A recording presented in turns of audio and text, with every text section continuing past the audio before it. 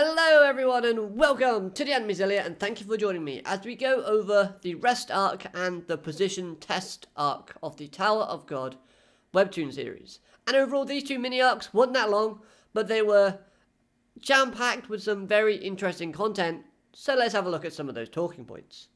First of all, the conversation between Leiroro and Hong Sung-yu. This conversation was very small, but it displayed some very interesting dialogue and character moments, which made me kind of really interested in this conversation, and it's probably one of the main highlights from these two mini arcs, as it makes Hong Sung-yu seem a bit more sketchy than he initially kind of comes across. When you factor in the line that he states in where he says that Leiroro is a lot more harder to kind of get around than, say, someone like the simple-minded Quint. This line implies that Hong Sung-yu is definitely hiding something. And honestly, I don't know why he would be hiding something from his subordinates that he's obviously working with if they're on equal footing. Now, I understand that Hong Sung-yu's position within the tower is, of course, not on the same level as, say, Quint and Leiroro, but at the same time, if you're work colleagues, you should kind of respect each other on the same type of level in that respect. So hiding things shouldn't really be something that's on the agenda. So that line there stuck out to me, and I just wanted to kind of give you my thoughts on it, because this is kind of like the first showing of Hong Sung-yu kind of showing off some form of complex. Now, it's very early on, we haven't got much information, but if I had to have a guess, I would say Hong Sung-yu may have a god complex. He thinks he's a lot better than everybody else, and he thinks he's on a higher sort of platform. But only time will tell, so we'll have to look out for those Hong Sung-yu moments. But if we're looking at Leiroro's character in this conversation, he seems to display a very good amount of concern/uncertainty, as he starts questioning Hong Sung-yu's motives, especially once he realizes that Hong Sung-yu allowed another team to partake, knowing that one of the members of that new team knew another member of a team that Leiroro was kind of overseeing. This, of course, being Rachel knowing Bam. And this is a problem simply because two people that enter the tower at the same time should not be in the same test exam process. This is obviously to keep everything fair.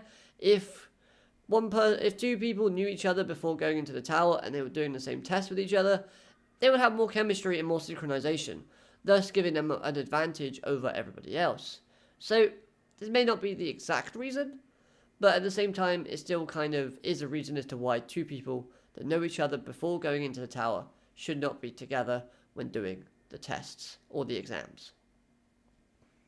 Now, the discussion about the real reason for the tests, being that they flush out the black sheeps, who are essentially people who possess the most threat to the tower, I thought was really interesting. But that's not the reason as to why I like this conversation as much as I did. The reason why I like this talk about the real reason for the test behind the tower was the atmosphere and the vibe that I got from reading it. It makes you feel like you're experiencing this new information from Leiroro's perspective, as your reactions are nearly the same as his. You're not quite sure about the new information that you're learning. You don't really know how to kind of process it or handle what you've just read. You don't really know what to expect coming forward. You just kind of have to try and piece the puzzles together, even though some of the pieces are missing or oversized. So hopefully we can see something elaborated on from this kind of thing a little bit more in the future. I thought the conversation between the two were very interesting and entertaining. And hey, I might have missed something. If I have, by all means, I'll say it at the end of the video. You can always let me know in the comments, and we'll have a discussion about it then. The conversation between Kun and Rachel wasn't that interesting on the surface, but if you look closely, it seems that the reason as to why Rachel wants to keep her identity a secret may seem logical at first, but it could also see that Rachel shows a hint of displeasure in seeing Bam. She doesn't want to have him around her. If the two were so close and friendly before they both enter the tower, then surely she would want to make Bam happy by staying with her. She would think, hold on a minute, Bam could be a useful asset to me, so maybe I'll reveal myself to him, and my team and his team, we can work together and kind of climb the tower together. But since Rachel doesn't want that, she wants Bam not to know anything about her, because she claims that Bam won't go up the tower if, he knows that it's her. And that may have some truth behind it, but at the same time, you would kind of have to question Rachel's kind of motive or thought process here.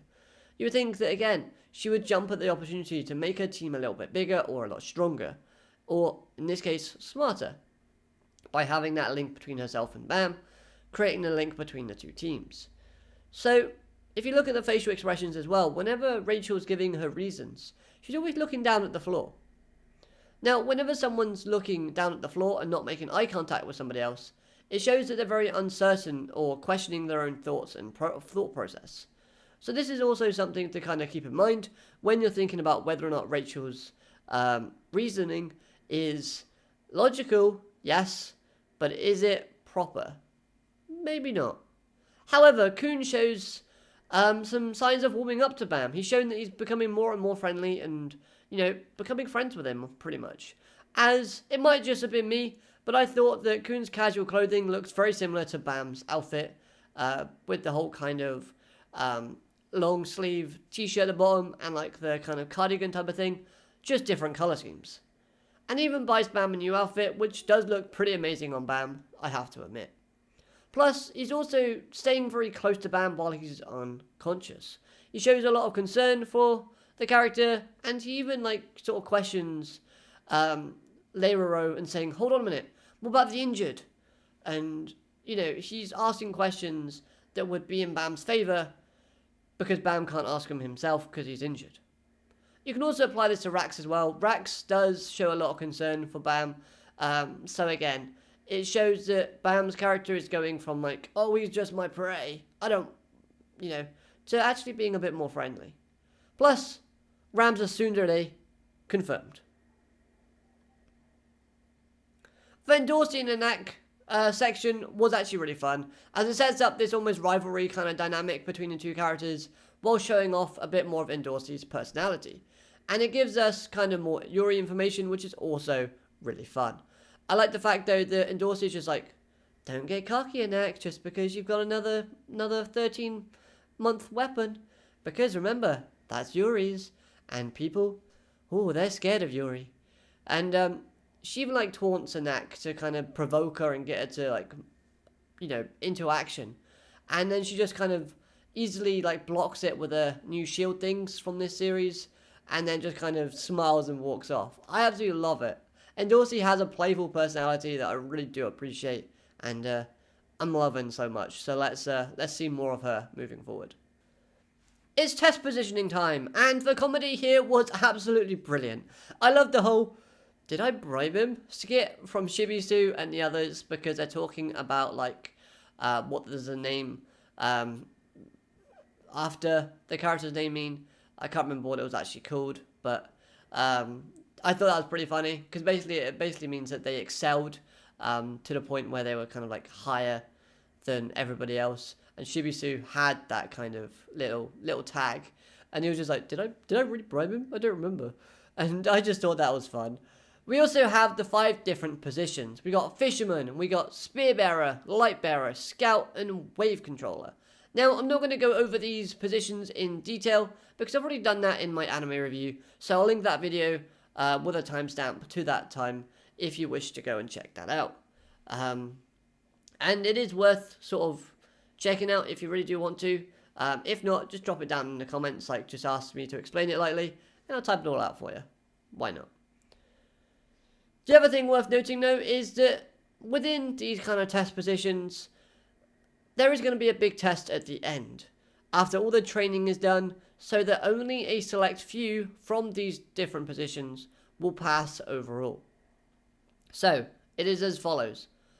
4 out of 15 fishermen will pass. 4 out of 16 spearbearers will pass. But if anyone hits the target in 4 days in their kind of lessons, they'll pass automatically. This applies for the big guy that's with Rachel and Dorsey. He's already passed. And Rax is training in the wild in order to pass himself. Only 2 light bearers will be passing. 3 out of 16 scouts will be passing, and only 2 out of 10 wave controllers will be passing as well. Now, when you look at the wave controller kind of group, though, there is a lot of high contenders. You've got the red-haired lady with the eye patch now, the lady that was in the gimp suit in the Crown game, that's the same person. You've got the sleeping bag dude. You've got Hal, who we haven't really seen much of yet. You've got Bam, and you've also got the Shinsu 1 lady, and also the little kind of gothic girl that Kun basically had in his little bag. That sounds a bit wrong now that I say it out loud, but oh well. And with this being the case, I hope we do get some interesting rivalries, as we see things going on, we see characters learning new things, bit of trickery here and there, as some characters get desperate towards the end of the test. So hopefully, we see some good shenanigans happening as we go through. However, though, seeing the positions of each character and which position they fell in was, in my opinion, a very correct placement. I thought it was quite smart, as it does highlight and play to some of the strengths of the characters that we've seen thus far.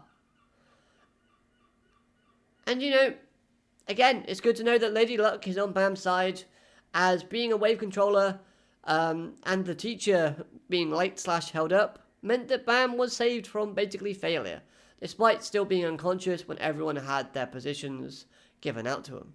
Because if he had missed some lessons, then he would have lost points, and he needs those points desperately in order to kind of get a good grade overall and to pass. So hopefully, we still have time for him to kind of evolve, develop, and rack up those good boy points, because at the moment, I would feel like he's at the bottom, simply because we haven't seen a lot from him yet. And Rex, why do you think you would be anything other than a spear bearer? You literally carry a spear around with you the entire time. Why do you think you're a fisherman? It makes no sense unless you're a spear fisherman. We need some more character backstory from Rex. We really do. Okay, so while recording, while editing, I noticed an image that kind of piqued my interest a little bit. And it's this image right here, somewhere. And this symbol we see in the area where Bam and Rachel are kind of staying in before they enter the tower. And this symbol also appears on the Black March, just in a red format. So obviously the symbol is something very symbolic and very important. We just don't know what that symbol is yet, but I like to see that it's reoccurring, which is something that, again, it just piqued my interest, and I thought I would say, look, I noticed it. Anyway, back to the normal video. Now then, it's training time, and Ladro, is it Ladro? Lelora? I can't remember, it's the sleeping bag guy's name. Basically, this guy is the guy that knows everything in the class and is way too bored for the basics. And he acts like he's better than everybody else. Granted, he actually is. But still, there's no need to be a jerk, and he is a literal jerk in this. Because he's like, oh, nice help. Well, that's not really talent. I mean, Bam, hold out your hand. Oh, see, kid, that's talent. And he actually gets into a confrontation, and he shows a bit more of his personality, but he is kind of like a moody kind of guy. If he's woken up from his sleep for something that he doesn't seem relevant, then he does get very cranky. Kind of reminds me of a baby, if I'm honest. Then again, a very powerful one, if he is. But while we see, the Shinsu training, there was a line that caught my attention. And this one is about making contracts. So basically, the basic pager, the little tiny ball thing that they can call, that only allows them to create a contract on a floor up to level 40. And after that, they need an upgrade, which is said to be very expensive. Now, I would love this to play a part in the actual story, and I can see it playing a role in two different ways. Number one, Bam evolves to a point where he can control and manipulate Shinsu without a contract. He doesn't need to upgrade his pager and spend all that money, because the reason being is, if he can control and use Shinsu at will without using a contract, this would link back to the Leiro and Hong Sang Yu conversation about where people can freely use Shinsu without making a contract And it'll also make a nice link and reference back to the Crown game ending, where obviously this hints at that. So I think that'll be pretty cool and pretty unique. Or option number 2, he just gets given an upgrade for free by another character. Maybe a Princess of Jihad or something takes another liking to him. Could be Maria. She could be like, oh, you've taken so much care of Aguero-kun. And I want to say thank you. So here's an upgraded pager. I don't know. But to be honest, I prefer if the first one idea that I pitched would be the route they go. But we'll just have to wait and see. Only time will tell. The friendship sheet makes an appearance, and I don't know about you, but I just love seeing the Hats and Kun interaction. They were acting like children the entire time, throwing insult after insult and just kind of just being goofy, and it gave us a bit more of like a comedic feel to the chapter before we kind of ended on a bit of a shock. As well as the fact is, the first part of these chapters were kind of a bit text heavy and, thought-provoking. So having this kind of comedic interaction between the two, I thought was a great kind of change of pace, and I did appreciate it. Now, comedy aspect aside, this line from Bam where he was introducing himself was really heartfelt and genuine. I really did like that, plus it links perfectly with Rachel's dream that she has in the next couple of panels. Bam basically says that, hi, there's nothing really good about me. I had no friends before coming here, and now I've got loads of friends. And I actually like that. It shows that Bam does develop, and he's understanding how he's developing. So I think that's a good thing, and I like it when characters are self-aware. But then if you go back to the Rachel dream, you flash forward through that. Rachel looks to be shaken up by the image of seeing Bam with everyone, while she remains in a dark, empty space with no one else around. This could mean a lot of things, but from my understanding, it looks to me like she's scared of being alone and forgotten. And this is something that kind of links and perfectly with what she says about Bam being lonely before those two met. Bam was someone who was always on his own and felt scared and lonely in the dark. So we can see this flip between where Bam and Rachel, where Bam started off being alone and lonely, and making friends and being more happy about his surroundings, and obviously just having a good time. To where then, flip the other side, Rachel descends from having people around her and having a good time, to one who is lonely and has nobody around. I really think this would be a pretty cool concept and a really cool idea, and I like the parallels that we're seeing between the two, so hopefully this means more than just a bad dream. Overall though, I really did like these two arcs. I thought they both gave us a lot of story content, as well as the fact is they helped move the story and gave us a lot of world building, which is something that is always good to see in a story, because we got to learn about the characters, we got to learn about the lore, we got to learn about going up the tower. There was a mention of someone who has managed to use Shinsu without a contract. Can't remember his name for the life of me. I'm sure you can let me know in the comments.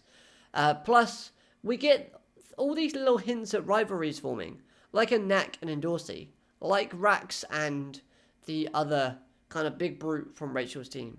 We've got possibly Hal and Bam, because there's talks of like talent, and Hal looks very kind of shocked when Bam's able to kind of make that ball of Shinsu in his hand.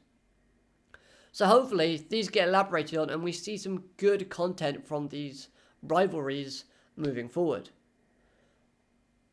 So, if you want to know more, then make sure you hit that subscribe button and let me know all of your thoughts on these chapters down in the comment section. Use Shinsu on that like button if you like. I know you can do it.